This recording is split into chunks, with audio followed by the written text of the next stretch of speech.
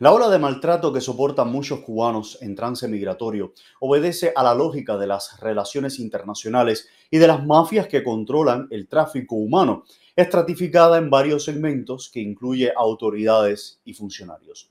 La mayoría de los cubanos son ciudadanos de segunda categoría en su propia tierra, privados de elementales derechos y que buscan escapar como puedan del paraíso comunista que previamente los emproveció material y espiritualmente. Por tanto, no ha de extrañarnos que para estados extranjeros los cubanos sean personas de cuarta categoría.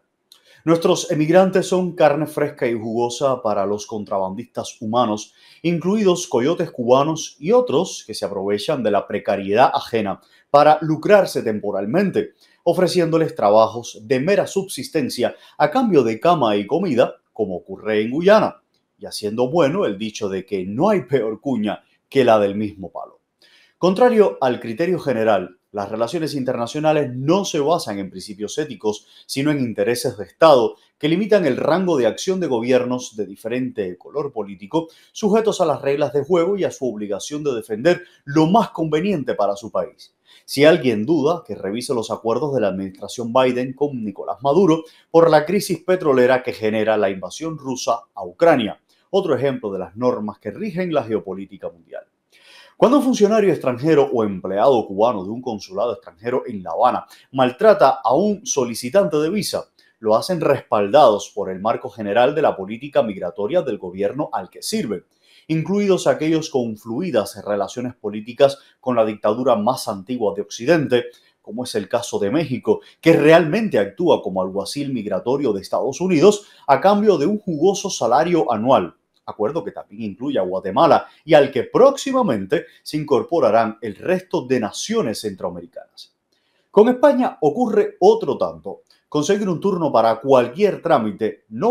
únicamente para visado, se convierte en una carrera de obstáculos y tensiones, pues la mayoría de las veces el sistema informático no funciona correctamente, aun cuando la persona necesitada, ayudada por parientes y amigos afincados ya en la madre patria, lo intente a distintas horas del día.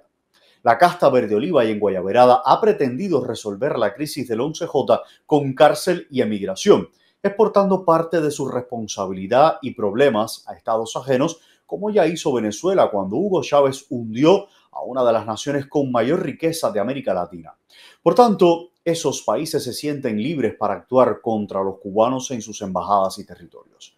Quien encarcela y violenta, quien destierra e incilia a los cubanos es el tardocastrismo y no los estados extranjeros que deben lidiar con un flujo anormal de migrantes en tránsito por sus territorios, gracias a la complicidad del orteguismo nicaragüense con La Habana y la miopía de la administración Biden, que no advirtió a tiempo la que se le venía encima, pese a los sonoros precedentes de Camarioca en el 65, Mariel en el 80 y los balseros del 94.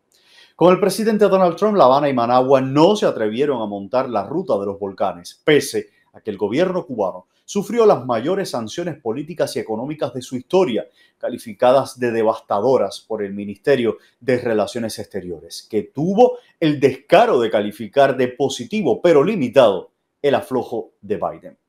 Mientras Cuba no se democratice y desarrolle económicamente, habrá cárcel, incilio y exilio, emigración y gusañeros agitando banderas contra el embargo económico, haciendo gala de su supina y oportunista ignorancia sobre las causas de la sanción, factores y mecanismos para levantarla y del funcionamiento de la política real. Como en todo proceso político y económico, los ciudadanos también tienen responsabilidades y solo un porcentaje mínimo de los cubanos maltratados por naciones extranjeras se atreve a denunciar, quizá por el hábito totalitario de permanecer mudos ante la injusticia. No confundir a estos silentes con los numerosos protagonistas del 11J, con los que solo comparten origen geográfico y de los que cada vez se distancian más, creyéndose a salvo con una visa, cuando solo se transformarían en rehenes en la distancia de la plaga comunista que hundió a Cuba y provoca desde hace quinquenios la muerte de incontables compatriotas en el estrecho de Florida, la selva del Darién y otros puntos de la forzosa y agrandada geografía insular.